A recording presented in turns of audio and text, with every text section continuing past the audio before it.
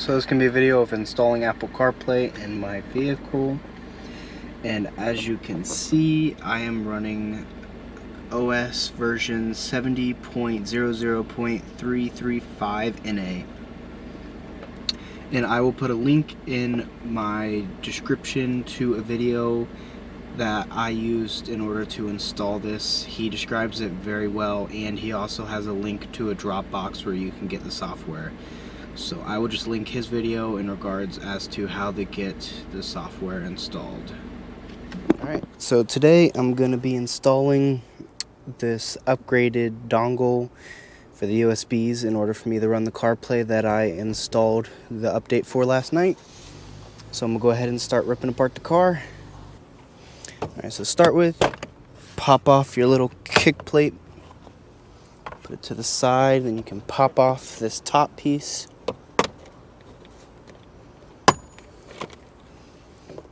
I just put it there because I'm not going to deal with undoing that. You can pull this little weather stripping down and out. And you kind of pull this down and out a little. This is one of these little guys I forgot to grab. That's my bad. And then I believe that's a 10 mil. Yep, I'm correct.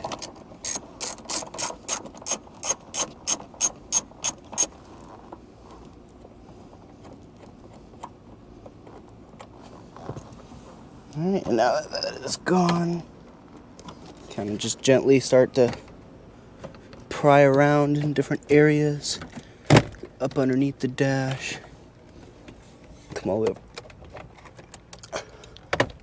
Just like that. Got the whole leather piece of the dash out. And then, I believe you gotta just pop this little piece out.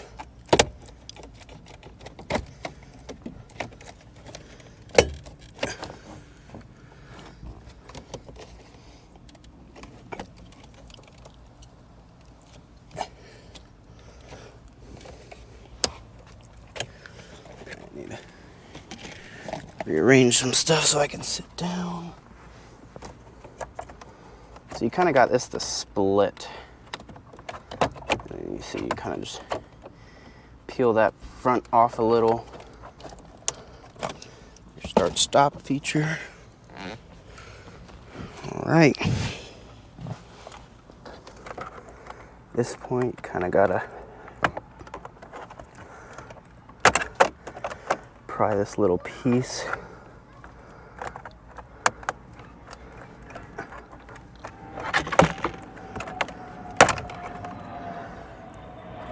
Don't be scared, you're gonna break it. It happens. And then you need to grab yourself a Phillips head.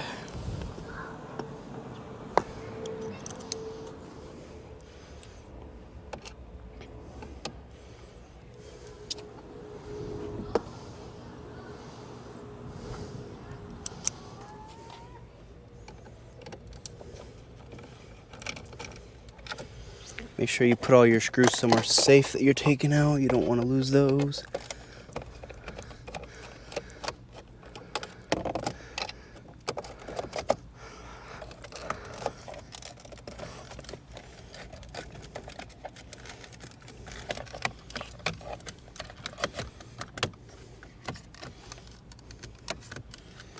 Honestly, if I remember correctly, you may not even need to take that off, but I'll still leave it for now.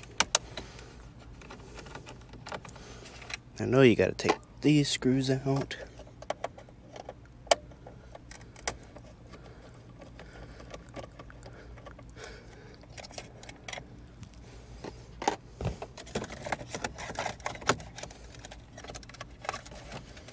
It's kind of a little tight in there, but kind of gotta make do with it.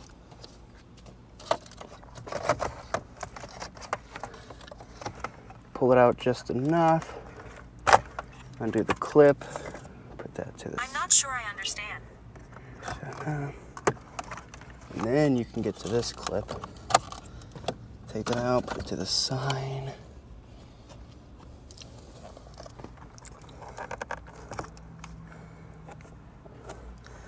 And I see a lot of videos of people taking the whole mechanism out from there. I'm gonna do my best to not need to. Pull this out. Go ahead and unclip that. Get my extension.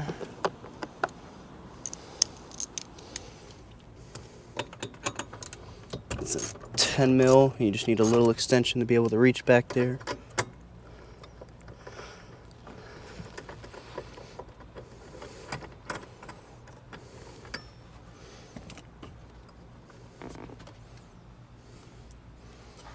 And I believe you may need to pop this little, just a little loose. Yep. So you can kind of wiggle this out. You don't have to take it all the way out from around your dash. And then you pull this thing out. And then from here, I'm gonna pause and read the instructions again so I know what I'm doing.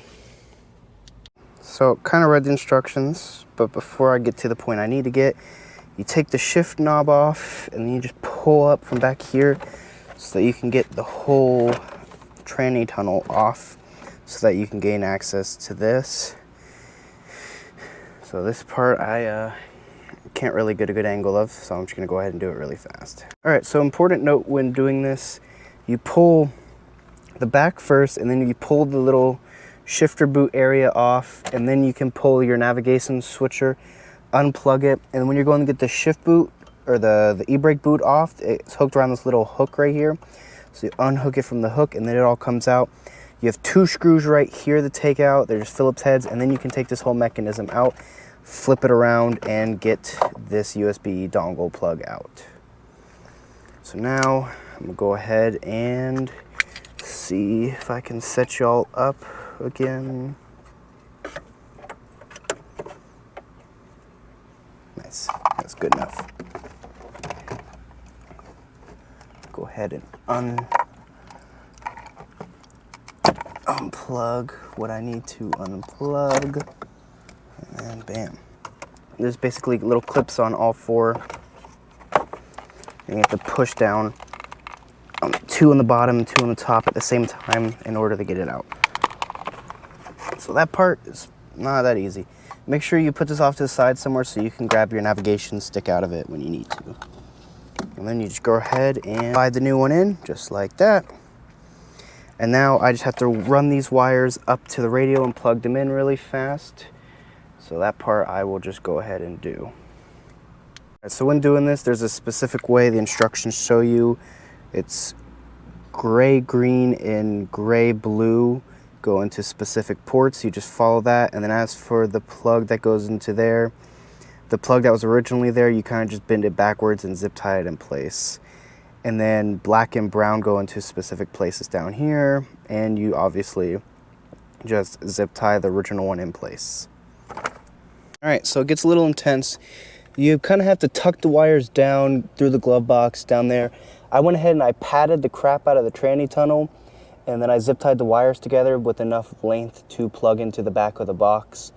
You can pretty much route the wires however you want. Just make sure you do what you need to so that they don't scrape and expose the actual wire.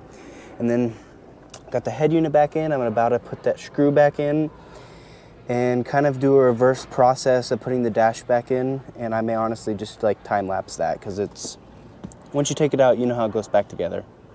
All right, so it's actually the next day because it started to rain yesterday, so I just threw the top on and ran inside because I wasn't trying to deal with all that. But I'll go ahead and show you.